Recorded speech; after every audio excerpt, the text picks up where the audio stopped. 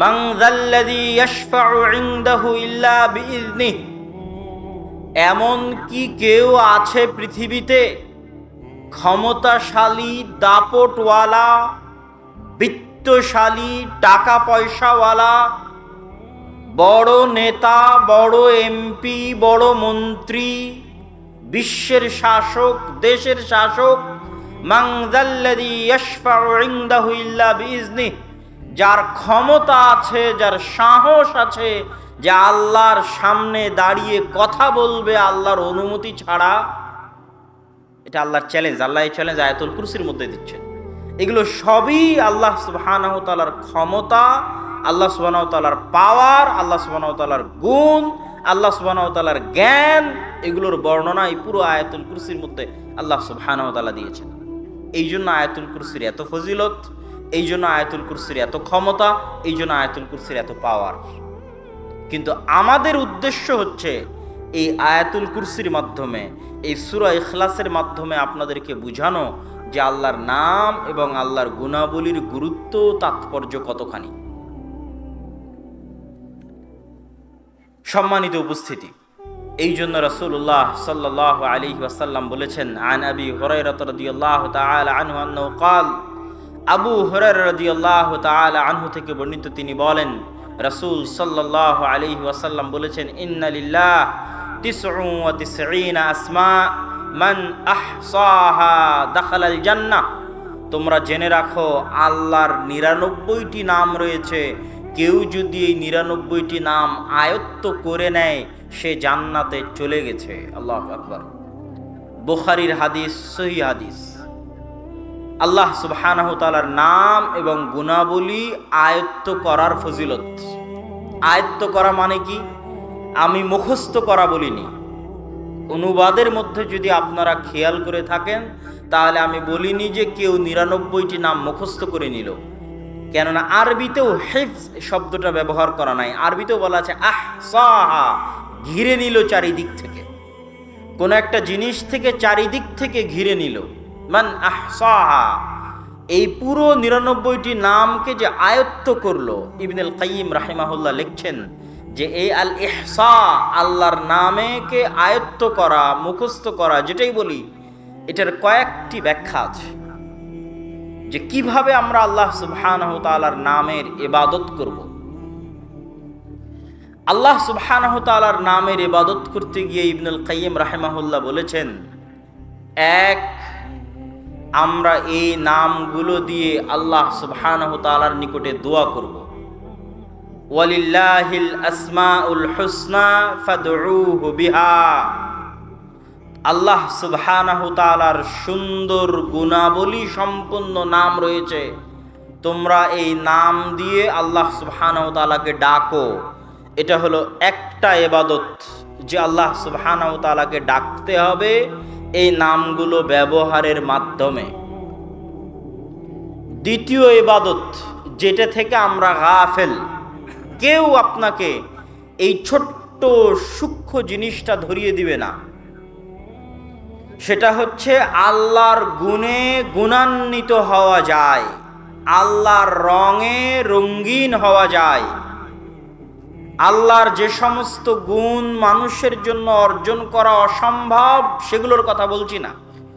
যেমন মানুষের জন্য অসম্ভব আল হাই আল কাইয়ুম হওয়া, যে মানুষ চিরঞ্জীব, চিরস্থায়ী পৃথিবীতে থাকবে, এটা অসম্ভব। কিন্তু আল্লাহর বহু গুণ আছে যা অর্জন করার মানুষ চেষ্টা করতে পারে। আল্লাহর গুণ হচ্ছে গফুরুর রহিম, আল্লাহ ক্ষমাশীল, দয়ালু।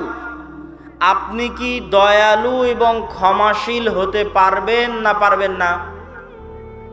কথা বলতে হবে, পারবেন না পারবেন না? পারবেন। আল্লাহ সুবহানাহু ওয়া তাআলার একটা গুণ হচ্ছে আলিম, জ্ঞানী। আপনি কি জ্ঞানী হতে পারবেন না পারবেন না? পারবেন। তো আল্লাহ সুবহানাহু ওয়া তাআলার যে গুণগুলো নিজেদের মধ্যে আনা সম্ভব, সেই গুণগুলো অর্জনের চেষ্টা করাও ইবাদত, আল্লাহর রঙে রঙিন হওয়া। এবং এর যেটা সবচেয়ে বড় ফজিলত, যে মানুষের মধ্যে আল্লাহর যেই গুণের বহিঃপ্রকাশ যত বেশি হবে, আল্লাহর ওই গুণের বহিঃপ্রকাশ ওই মানুষের উপরে তত বেশি হবে। যেমন আপনি যত বেশি মানুষকে ক্ষমা করবেন, আল্লাহ সুবহানাহু ওয়া তাআলা আপনাকে তত বেশি ক্ষমা করবে। আপনি যত বেশি পরিমাণে মানুষের উপর দয়া করবেন, তাহলে আল্লাহর একটি গুণের বহিঃপ্রকাশ আপনার মধ্যে দেখা যাচ্ছে, দয়া। তো আল্লাহর ওই গুণ, দয়ার বহিঃপ্রকাশ আপনার উপর ঘটবে তার চেয়ে বেশি আকারে, বেশিভাবে। আর আপনার দয়া তো সীমিত, লিমিটেড। আল্লাহ সুবহানাহু ওয়া তাআলা যদি আপনার দয়া করা দেখে খুশি হয়ে আল্লাহ দয়া করেন, তাহলে আল্লাহ সুবহানাহু ওয়া তাআলার দয়া হচ্ছে আনলিমিটেড, যার সাথে কোনো কিছুর তুলনা সম্ভব নয়। এই জন্য রাসূলুল্লাহ সাল্লাল্লাহু আলাইহি ওয়াসাল্লাম বলেছেন, ইরহামু মান ফিল আরদি ইয়ারহামুকুম মান ফিস সামা। তোমরা আল্লাহর দয়া পেতে চাও, তাহলে দুনিয়াতে যারা আছে তাদের উপর তোমরা দয়া করো। দুনিয়াবাসীর উপর যদি তোমরা দয়া করো, আল্লাহ তোমাদের উপর দয়া করবে। কিন্তু আমাদের চরিত্র সম্পূর্ণ উল্টা। আমরা সকাল সন্ধ্যা আল্লাহকে বলছি, আল্লাহ আপনি ক্ষমা করেন, কিন্তু আমার অফিসের অধীনস্থ কর্মচারী ভুল করলে আমি তাকে ক্ষমা করতে পারছি না। আমার স্ত্রী ভুল করলে আমি তাকে ক্ষমা করতে পারছি না। আমার বাড়ির কাজের লোক ভুল করলে আমি তাকে ক্ষমা করতে পারছি না। যেখানে আমি মানুষকে ক্ষমা করতে পারছি না, সেখানে কোন লজ্জায়, কোন শরমে আমি আল্লাহর কাছে ক্ষমা চাই যে আল্লাহ আমার অপরাধকে ক্ষমা করে দিবে?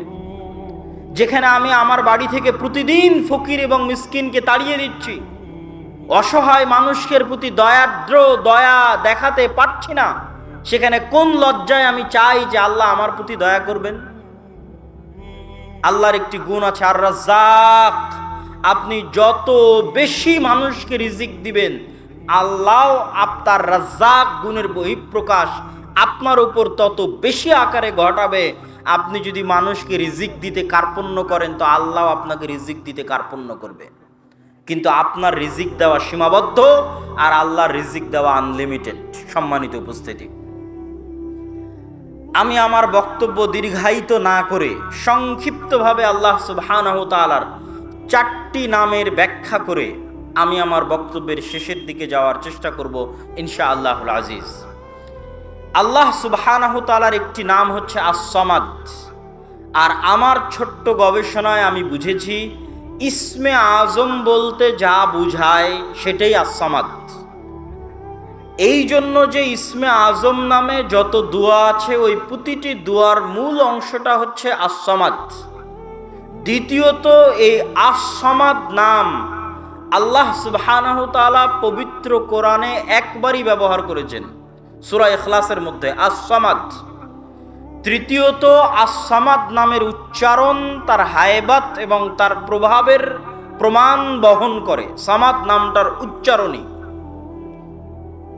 এবং ইসমে আজম সম্পর্কে যত দোয়া আছে, সকল দোয়ার মূল অংশ হচ্ছে আস-সামাদ। কুল হুয়াল্লাহু আহাদ, আল্লাহুস সামাদ। সামাদ কি? সামাদকে বাংলায় আমরা বিভিন্নভাবে অনুবাদ করার চেষ্টা করি, কিন্তু এই সামাদ শব্দের প্রকৃত অনুবাদ বাংলা ভাষায় ফুটিয়ে তোলা অসম্ভব। আমরা সর্বোচ্চ এতদূর লিখতে পারি বাংলায় যে অমুখাপেক্ষী, এতদূর লিখতে পারি, কিন্তু এটা দিয়ে আস-সামাদ নামের পরিপূর্ণ অর্থ ফুটে ওঠে না। আস-সামাদ নামের অর্থের দুইটা দিক আছে। এক, আল্লাহ নিজে অমুখাপেক্ষী। দুই, আল্লাহ ব্যতীত বাকি সবাই আল্লাহর মুখাপেক্ষী। এই দুইটা দিক একসাথে আস-সামাদের অনুবাদে ফুটিয়ে তোলা যায় না। কিন্তু আস-সামাদের অর্থ হচ্ছে আল্লাহ অমুখাপেক্ষী, কিন্তু আল্লাহ ব্যতীত পৃথিবীতে আর যা কিছু আছে এরা সবাই মুখাপেক্ষী। বনি আদমও মুখাপেক্ষী, এবং বনি আদম আল্লাহর মুখাপেক্ষী সকাল সন্ধ্যায়। আল্লাহ সুবহানাহু তাআলার দ্বিতীয় নাম আমরা সংক্ষিপ্ত করে ব্যাখ্যা করে যাচ্ছি। আল্লাহ সুবহানাহু তাআলার দ্বিতীয় নাম হচ্ছে আল ওয়াকিল। আল্লাহ সুবহানাহু ওয়া তাআলা পবিত্র কোরআন মাজিদে বহু জায়গায় ওয়াকিল শব্দটা ব্যবহার করেছেন এবং আল্লাহকে ওয়াকিল হিসেবে ধরতে বলেছেন। আমরা ওয়াকিলকে বাংলায় বানিয়ে নিয়েছি উকিল। উকিল শব্দটা পরিপূর্ণ আরবি শব্দ। তাহলে কোর্টে আমরা উকিল কেন ধরি? কোর্টে আমরা উকিল এই জন্য ধরি, আমি যেই কাজটা করতে পারবো না, আমার পক্ষ থেকে সেই কাজটা করার দায়িত্ব আমি উকিলকে দিয়েছি। মানুষ চাইলে নিজেই নিজের মামলা আদালতে গিয়ে লড়তে পারে, এটা আমরা অনেকেই জানি না। আপনার নামে কেস হয়েছে, আপনি নিজেই আপনার উকিল হয়ে, মানে আপনার দায়িত্ব নিয়ে আপনি জজের সামনে দাঁড়িয়ে আপনার মামলা লড়তে পারবেন, কোনো বাধা নাই আইনি। কিন্তু আমরা যেহেতু আইন বুঝি না, এই জন্য আমরা একজন উকিলকে দায়িত্ব দিই, ভাই আপনি আমার পক্ষ হয়ে মামলাটা লড়বেন। তো আল্লাহ সুবহানাহু ওয়া তাআলা কোরআন মাজিদে আমাদের কি বলছে? রব্বুল মাশরিকি ওয়াল মাগরিব লা ইলাহা ইল্লাহু ফাত্তাখিযহু ওয়াকিলা। আল্লাহ হচ্ছেন পূর্বের রব, পশ্চিমের রব। পূর্ব এবং পশ্চিমের রব আল্লাহ। লা ইলাহা ইল্লাহু, আল্লাহ ব্যতীত ইবাদতের যোগ্য প্রকৃত সত্য কোনো মাবুদ নাই। ফাত্তাখিযহু ওয়াকিলা, তোমরা আল্লাহকে তোমাদের উকিল, মানে বাংলা ভাষায় উকিল, আরবিতে ওয়াকিল, তোমরা আল্লাহকে তোমাদের ওয়াকিল হিসেবে গ্রহণ করো। আল্লাহর আদেশ পবিত্র কোরআনে যে আল্লাহ আমাদের বলছে যেন আমরা আল্লাহ সুবহানাহু ওয়া তাআলাকে ওয়াকিল হিসেবে গ্রহণ করি। কিন্তু আমরা তো আদালতে মামলায় গিয়ে বুঝি যে উকিল হচ্ছে এই, তাহলে আল্লাহকে ওয়াকিল হিসেবে গ্রহণ করার অর্থ কি? এবং ওয়াকিল নাম থেকে নির্গত শব্দ হচ্ছে তাওয়াক্কুল। যত জায়গায় আল্লাহ সুবহানাহু তাআলা তাওয়াক্কুল করার কথা বলেছেন, তত জায়গায় অর্থ এটাই যে ওয়াতাওয়াক্কাল আলাল আজিজির রহিম, তোমরা পরাক্রমশালী দয়ালু আল্লাহকে তোমাদের উকিল বানাও, মানে দায়িত্ব দিয়ে নির্ভর হয়ে যাও। ওয়াতাওয়াক্কাল, ভরসা করো, মানে দায়িত্ব দিয়ে নির্ভর হয়ে যাও, তোমার দায়িত্ব দাও, দিয়ে নির্ভর হও। তো এই আদেশের রহস্য কি? কেন আল্লাহ সুবহানাহু ওয়া তাআলা আমাদের বলছেন যে আমরা আল্লাহকে দায়িত্ব দিব? এটার ব্যাখ্যা আপনাদেরকে সংক্ষিপ্তভাবে আমি করার চেষ্টা করি। আল্লাহ সুবহানাহু ওয়া তাআলা আর এক আয়াতে বলছেন, ওয়া তাওয়াক্কাল আলাল হাই আল্লাযী লা ইয়ামুত, তোমরা দায়িত্ব দাও ওই সত্তাকে যিনি চিরঞ্জীব, কোনোদিন মারা যাবেন না। এটা আল্লাহ কারণ বলছেন যে কেন আপনি আল্লাহকে দায়িত্ব দিবেন। এখন যদি আপনি মারা যান আর আপনার ছোট দুইটা বাচ্চা থাকে, তো ছোট একটা বা দুইটা বাচ্চার দায়িত্ব আপনি আপনার বোনকে বলছেন, বোন এবার আমার ছেলে মেয়ে দুটো এতিম হয়ে যাচ্ছে, দেখে রাখিস। আপনার ভাইকে বলছেন, আমার ছেলে মেয়ে দুটো এতিম হয়ে যাচ্ছে, দেখে রাখিস। আপনাকে হয়তো পুলিশে গ্রেফতার করে নিয়ে জেলে চলে যাচ্ছে, আপনি আপনার ভাইকে বোনকে বলছেন, আমি জেলে চলে গেলাম, আমার এই জিনিসগুলো দেখে রাখিস। আচ্ছা, আপনার কাছে কি কোনো গ্যারেন্টি আছে যে আপনার জেলে চলে যাওয়ার পর আর আপনার মৃত্যুর 1 সেকেন্ডের মাথায় তারা মারা যাবে না? কথা বলতে হবে, কোনো গ্যারেন্টি আছে? কোনো গ্যারেন্টি নাই। তাহলে তাকে আপনি কোন ভরসায় দায়িত্ব দিচ্ছেন? এই জন্য আল্লাহ বলছে ওয়াতাওয়াক্কাল আলাল হাই আল্লাযী লা ইয়ামুত, ওই সত্তাকে দায়িত্ব দাও যে কোনোদিন মারা যাবে না। তোমার ভাই, তোমার বোন, তোমার আত্মীয় স্বজন এখনই মারা যেতে পারে। তুমি দুনিয়া থেকে বিদায় নেওয়ার পরে কেন, আগেও মারা যেতে পারে। অতএব তুমি তাদেরকে কোন ভরসায় তোমার ইতিম ছেলে মেয়ের দায়িত্ব দিচ্ছ? কোন ভরসায় তোমার পরিবারের দায়িত্ব দিচ্ছ? দায়িত্ব দাও তার প্রতি যিনি কোনো দিন মারা যাবেন না।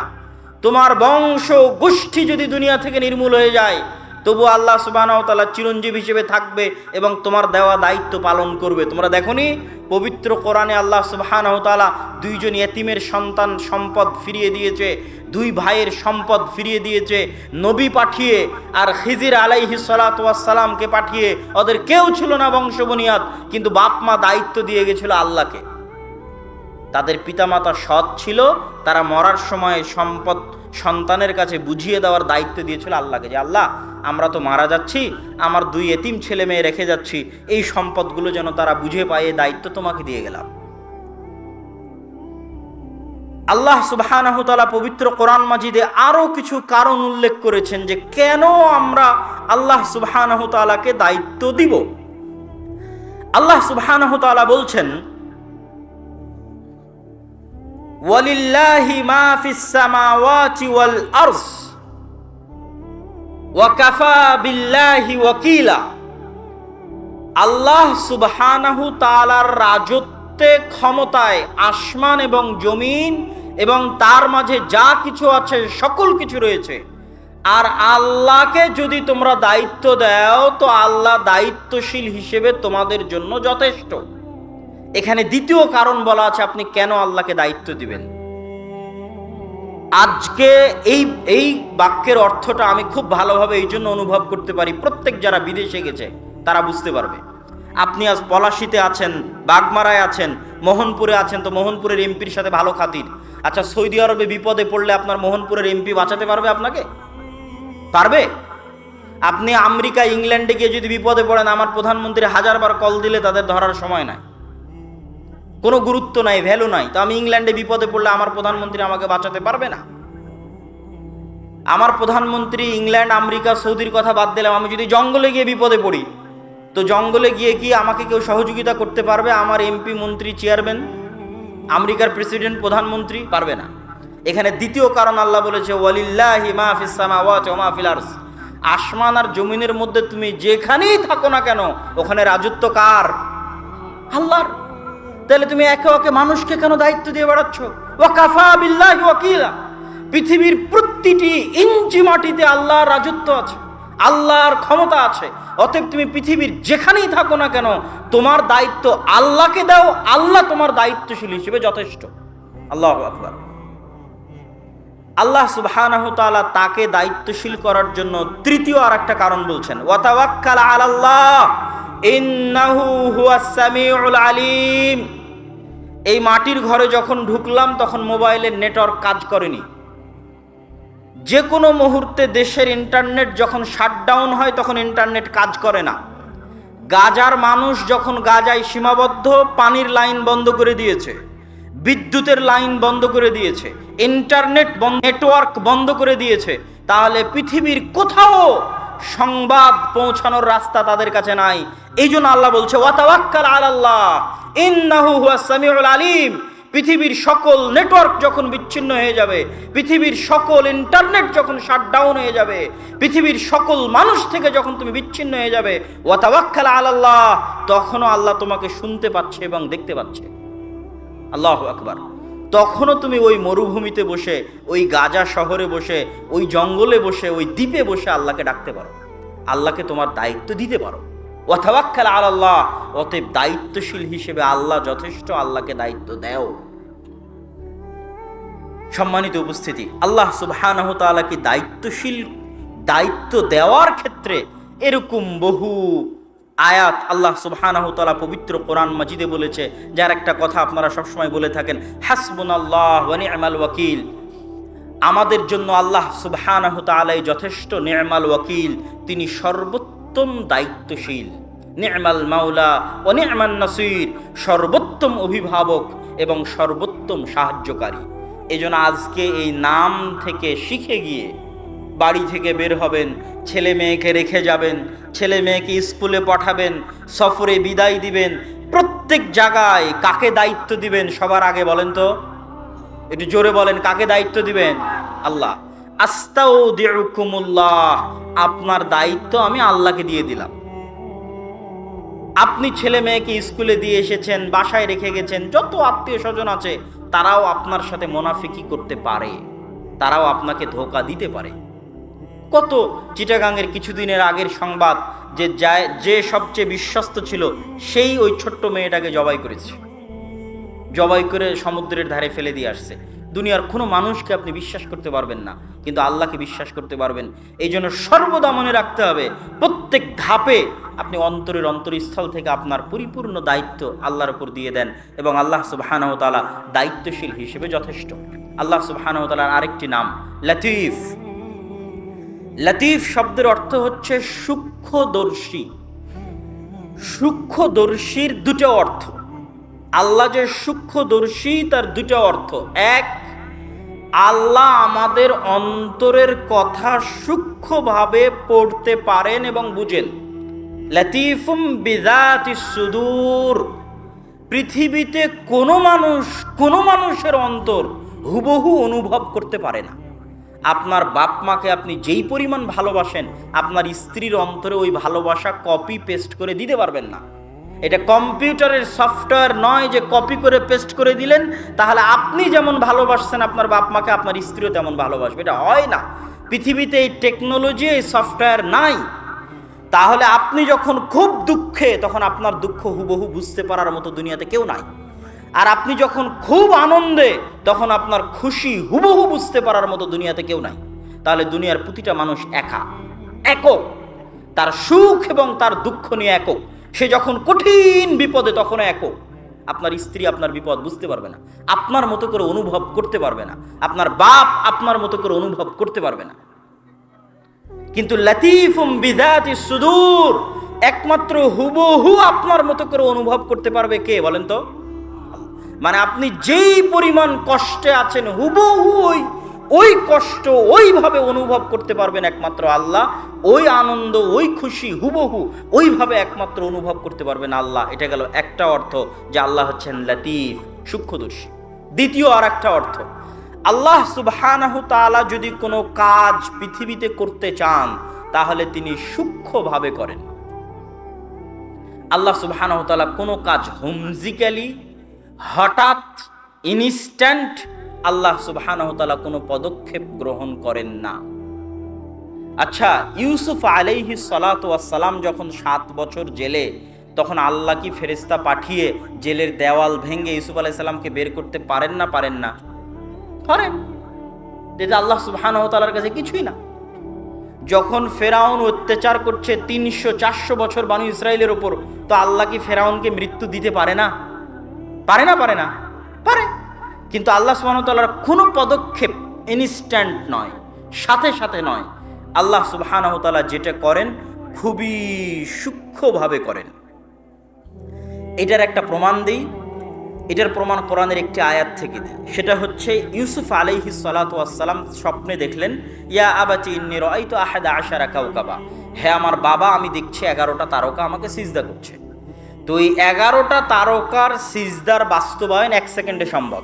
1 সেকেন্ডে সম্ভব যে ওনার 11 ভাই ওনাকে এসে সিজদা করবে, ব্যাস হয়ে গেল। কিন্তু এই 11টা তারকা সিজদা করবে ওনাকে, এটা বাস্তবায়ন হতে সময় লাগলো 40 বছর। এবং ওই 40 বছরে ইউসুফ আলাইহিস সালাতু ওয়াস সালাম কুয়াতে নিক্ষিপ্ত হলেন, কুয়া থেকে উঠে বাজারে বিক্রি হলেন, কৃতদাস হিসেবে মানুষের বাড়িতে কাজ করলেন, মিথ্যা অপবাদে জেলখানায় গেলেন, জেলখানা থেকে বের হয়ে মন্ত্রী হলেন। তারপরে তার ভাইয়েরা তার কাছে আসলো, তখন এবার তার ভাইয়েরা তাকে সিজদা করলো। তখন কোরআন বলছে, কোরআনে আল্লাহ বলছে যে ইউসুফ আলাইহিস সালাতু ওয়াস সালাম বলছেন, ইন্না রব্বি লাতীফুল লিমা ইয়াশা। এই যে আমার ভাই 11 ভাই আমাকে সিজদা করলো, এটা হচ্ছে ওই স্বপ্নের ব্যাখ্যা। হাদা তা'বিলু রুইয়া, আমার স্বপ্নের ব্যাখ্যা। কিন্তু আমার প্রতিপালক খুবই সূক্ষ্মদর্শী, তিনি ইনস্ট্যান্ট, এক ধাপে 1 মিনিটে কোনো কাজ করেন না, তার প্রতিটা কাজ সূক্ষ্ম। এই জন্য আপনি যখন দেখছেন আপনার সামনে ঘন বিপদ, তো হতাশ হওয়ার কিছু নাই। এই বিপদ এক সময় কেটে গিয়ে ভালো দিন আসবে, যেটা আপনি জানেন না, কেননা আল্লাহ সাথে সাথে আপনার ওই বিপদ দূর করবেন না। এর জন্য আল্লাহ সুবহানাহু ওয়া তাআলা পৃথিবীতে ওসিলা তৈরি করবেন, ওয়াসাইল তৈরি করবেন। ফেরাউনকে ডুবিয়ে মারার জন্য আল্লাহ ওয়াসাইল তৈরি করেছেন। মুসা আলাইহিস সালামকে পাঠিয়েছেন, দীর্ঘদিন যাবৎ মুসা আলাইহিস সালামকে লালন পালন করেছেন। তারপরে মুসা আলাইহিস সালামের সাথে কত ঘটনা, জাদুকরদের ঘটনা, 9-10 রকমের আযাব ফেরাউনের উপর, ফেরাউনের ঈমান না আনয়ন করা, সব মিলিয়ে একটা সময় মুসা আলাইহিস সালাম যখন পালিয়ে যাচ্ছেন, তারপরে তখন ফেরাউন সেখানে ডুবে মারা যাচ্ছে। তো কোনো কিছু আল্লাহ সুবহানাহু ওয়া তাআলা ইনস্ট্যান্ট সাথে সাথে বাস্তবায়ন করবেন না, তিনি বাস্তবায়নের সূক্ষ্মদর্শী। মানুষও বুঝতে পারবে না যে আল্লাহ সুবহানাহু ওয়া তাআলা এই কাজ কিভাবে করবেন। আজকে আমাদের আলোচনার আল্লাহর গুণাবলীর শেষ নাম আশ-শাকুর, আল্লাহ সুবহানাহু ওয়া তাআলা শুকরিয়া আদায়কারী। আজকে আপনারা এই অনুষ্ঠানে দূর দূরান্ত থেকে এসেছেন, তো আমি আপনাদের শুকরিয়া আদায় করছি। আপনি আমাকে বিপদে সহযোগিতা করলে আমি আপনার শুকরিয়া আদায় করব, আমি আপনার করলে আপনি আমার শুকরিয়া আদায় করবেন। তো আমরা আল্লাহর কি উপকার করেছি যে আল্লাহ আমাদের শুকরিয়া আদায় করবে? আমার প্রশ্ন কি বুঝতে পারছেন? আল্লাহ যে তার নাম বললেন যে আল্লাহ হচ্ছেন শাকুর, শুকরিয়া আদায়কারী, তো আমরা আল্লাহর কি উপকার করলাম আর আমাদের কি উপকার করার সামর্থ্য আছে যে আল্লাহ আমাদের শুকরিয়া আদায় করবে? নাই।